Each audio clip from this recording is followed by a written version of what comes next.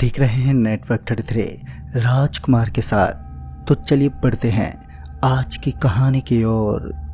दोस्तों, ये कहानी है एक ऐसी अद्भुत जगह की जो दिखने में इतनी गजब लगती है कि हर किसी का मन मोह ले, लेकिन उस जगह की असलियत और उसकी दास्तां से हर कोई रूबरू नहीं होता।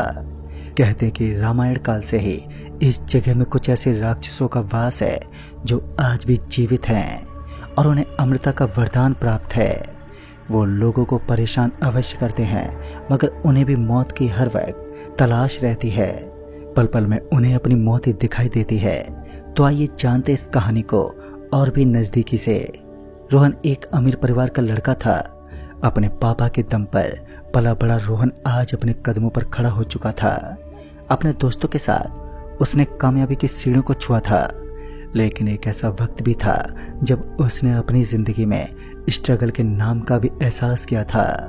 सालों पहले की बात होगी जब रोहन काफी दिनों के बाद अपने गांव सीमा नगर लौटा था। लेकिन गांव में एक घटना काफी मशहूर थी।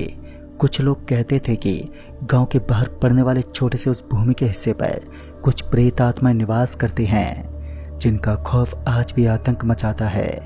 बात नंबर 1, रोहन को इन बातों पर बिल्कुल भी विश्वास नहीं था, और दूसरी बात, वो इन चीजों को कतई विश्वास करने के लिए लोगों को उत्साहित भी नहीं करता था।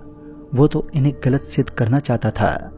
लेकिन कोई भी इंसान सच्चाई की परछाई को मिटा पाने में सक्षम नहीं रहता, चाहे वो कितना भी अनुभवी और पढ़ा लिखा क्यों ना हो।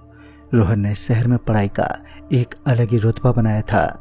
सीमानगर गांव के लोग कहते हैं कि उस गांव के समीप पड़ने वाले उस भूमि के अंदर से कुछ अजीब सी आवाजें आती हैं। ऐसा लगता है मानो कोई जोर जोर से चिल्ला रहा है।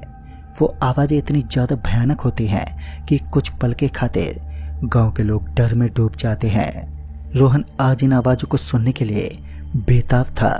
वो जानना चाहता था कि गांव के समीप स्थित उस भूमि के टुकड़े के अंदर से अंततः ऐसी कौन सी आवाजें आती हैं जिसके कारण गांव के अंदर बदनामी का एक अलग ही मुकाम बना हुआ है। वो इस बात को जानना चाहता था, और फिर रोहन के साथ कुछ ऐसा हुआ जो सच में अकल्पनीय था।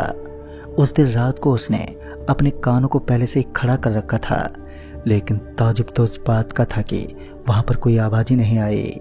वैसे भी रोहन के दिन इन दिनों काफी स्ट्रगल से गुजर रहे थे।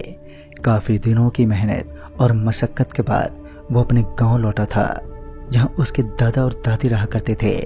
रोहन को अपने दादा और दादी से काफी ज्यादा लगाव था, और उसके मम्मी पापा भी उसे गांव जाने से मना नहीं करते। लेकिन आज उसने अपने दिमाग में कुछ अलग ही ठान रखा था।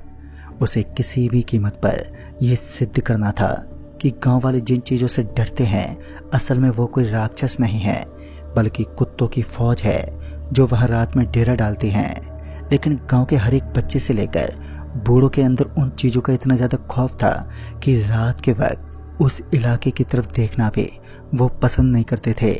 गांव उस जगह से थोड़ा सा सटा हुआ था, और वहां के लोगों ने काफी सालों पहले ही उन चीजों के ऊपर बिलीव करना शुरू कर दिया था। लेकिन आज तो रोहन को ऐसी कोई भी आवाज नहीं आई जिसके बारे में उसने सुना था, और अब रोहन को संपूर्ण तरीके से ये विश्वास होने लगा कि गांव के बाहर जो आवाज आती है वो किसी कुत्तों के भौंकने की आवाज हो सकती है। इसके अलावा वहां पर सिर्फ सन्नाटा है। एक रात सब कुछ खामोश रहा, और जब सुबह हुई तो पूरी रात की नींद लेते हुए रोहन गांव के सबसे बुजुर्ग इंसान के पास पहुंचा, जिनका नाम है सचिन गुप्ता।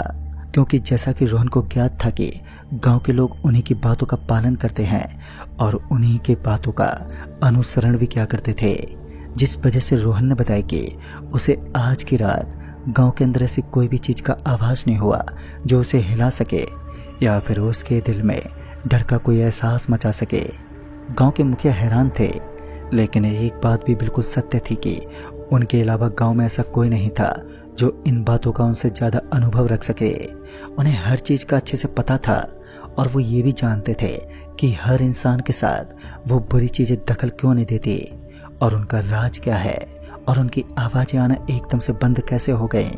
उन्होंने रोहन को एक साइड में बिठाया और फिर रोहन से कहने लगे, देखो, हमारा गांव भूतों से बाधित है, और यहाँ पर कुछ ऐसी चीजें हैं जिनके सामने इंसान नतमस्तक हो जाते हैं, इसलिए सावधानी ही तुम्हारा प्रथम कार्य है। रोहन अपने चेहरे पर एक हल्की सी मुस्कुराहट देते हुए बोला, पर गांव के लोगों ने मुझे उस जगह पर जाने से रोक दिया था, वरना मैं अब तक ये साबित कर चुका होता कि वहां पर कुछ नहीं है। गांव के मुखिया रोहन की इन हरकतों से थोड़े से परेशान होकर बोले, अगर तुमने आज वहां जाने की भी कोशिश की तो तुम्हारी लाश ही गांव तक लौट पाएगी। एक बार फिर उसने इस बात को मजाक के तौर पर लिया और कहने लगा, मुझे इन चीजों से कोई फर्क नहीं पड़ता और असलियत तो ये है कि गांव के लोग अंधविश्वास में जी रहे हैं और आज मैं ये साबित कर दूंगा कि गांव में ना ही तो कोई राक्षस निवास करता है और ना ही आज इस सृष्टि में किसी राक्षस का नामो निशान होता है। इतना बोलकर वो वहां से चल दिया। आज रोहन का मूड थोड़ा खराब था और वो ये साबित करने पर उतर चुका था कि उसे किसी भी तरह बस ये प्रूफ करना है कि गांव के पास ऐसा कोई भी राक्षस नहीं रहता जिसके आतंक से गांव वालों के अंदर डर का खून बहता है। फिर क्या था, दूसरे दिन जब अंधेरी रात में रोहन ने कुछ ऐसा किया जिसे देखकर गांव वालों के शरीर में कपकपी छूट गई। अंधेरी रात थी, शाम के 7:30 बज रहे थे और इस समय रोहन अपनी गंदी करतूतों के साथ हाथ में एक लकड़ी लिए उस स्थान की तरफ चल दिया जो भूतों से बाधित माना जाता था। कहते हैं कि सायंकाल होने के बाद उस जगह पर जाना अपनी मौत को दावत देने जैसा होता है, लेकिन इन सभी बातों की चिंता ना करते हुए रोहन उस स्थान के पास पहुंच गया। अंधेरी रात के बीचों बीच रोहन को ऐसा लग रहा था मानो वो किसी कब्रिस्तान में पहुंच गया है। चारों तरफ बस शोर का सन्नाटा था और साथ ही एक खामोशी की चादर उस पूरी जगह पर चढ़ी हुई थी। उस घनघोर सन्नाटे के बीचों बीच रोहन हाथ में लकड़ी लिए इधर उधर टहलने लगा। आज उसे भूतों से सामना करना था और साथ ही साबित करना था कि गांव में कुछ है ही नहीं। रोहन की एक एक करतूत उसके मौत के दरवाजे पर खटखटा सकती थी, लेकिन वो कहाँ इन बातों को समझने वाला था। वो तो बस अपनी होशियारी दिखाते हुए उस राक्षस भूमि तक पहुंच चुका था जिसके अंदर से अजीब अजीब आवाजें आने का दावा किया जाता है। साथ उसे दहशत का दूसरा नाम का दर्जा भी दिया जाता था। दोस्तों, इंसान की जिद्दी कभी भी उसे एक ऐसी जगह पर धकेल देती है जिसके बारे में वो सोच भी नहीं सकता। अपनी जिंदगी सवाल पर अड़ा रोहन जोरों से हाँफने लगा। रोहन को कुछ ही पल में कुछ ऐसी चीजें दिखी जिसे देखकर वो पूरा हिल गया, लेकिन दूसरे ही पल उसकी आंखों से वो चीज ओझल हो गई। पता नहीं ऐसा क्या हुआ कि रोहन थोड़ा सा सहम गया और उसके बाद जब उसे यह एहसास हुआ कि उसने यहाँ पर आकर एक बड़ी गलती कर दी है तो वो तुरंत ही पीछे मुड़ा और वहां से निकलने की सोचने लगा। लेकिन एक बात भी सत्य है, इंसान जिन कर्मों को कर चुका होता है उसे सुधारने में वो असक्षम ही रहता है।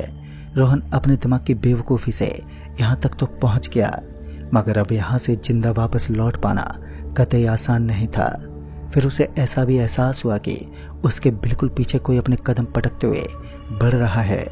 एक पल के लिए जब वो पीछे मुड़ा तो उसने देखा कि ये तो कोई और नहीं था बल्कि गांव का ही एक लड़का था जो रोहन को बिल्कुल अपने पीछे आने का इशारा कर रहा था। उस लड़के को देखकर रोहन की सांस में सांस आई और वो उसके पीछे पीछे चलने लगा। वो लड़का रोहन को पता नहीं कहाँ लेकर जा रहा था, लेकिन एक छोटी सी गुफा बनी हुई थी और उसके कदम तो उसकी तरफ बढ़ रहे थे, लेकिन इसी बीच रोहन के बदन से पसीने की भरमार सी उठने लगी। उसने देखा कि उस बच्चे के पैर तो पीछे की तरफ मुड़े हुए थे।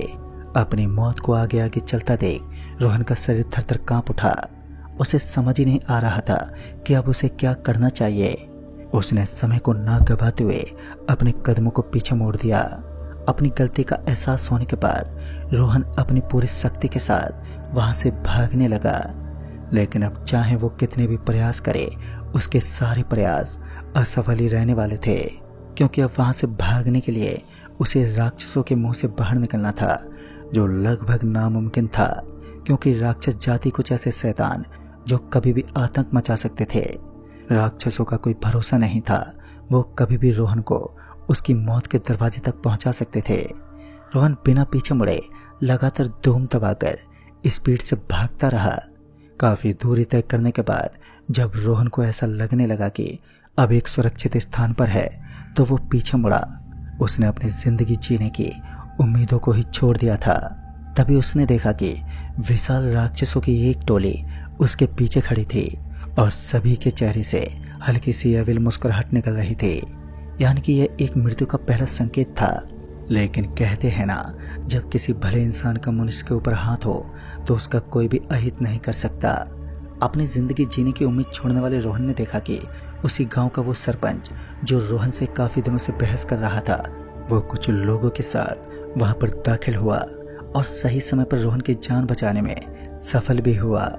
लेकिन इस समय रोहन का पूरा शरीर बुरी तरह से कांप रहा था और इससे एक बात साफ मालूम पड़ रही थी कि अभी अभी रोहन ने किसी खतरे को देखा है और वो बेहद डरा हुआ है। शहर में पढ़ा लिखा एक लड़का जो भूतों में विश्वास नहीं करता था, आज उसने उन चीजों को अपनी आंखों से देख भी लिया। इस घटना के बीच जाने के बाद रोहन ने कभी भी भूत प्रेतों का मजाक नहीं उड़ाया, क्योंकि वो जानता है कि ऐसी चीजें असल में इस दुनिया में मौजूद होती हैं और इनका भी एक अलग अस्तित्व होता है। दोस्तों, इसलिए कहते हैं कि कभी कभी हमें किसी भी कार्य को करने से पहले सोच समझकर कदम उठाना चाहिए, क्या पता वो हमारे ऊपर कब भारी पड़ जाए। तो दोस्तों, इस कहानी में बस इतना ही। तब तक के लिए बाय एंड टेक केयर।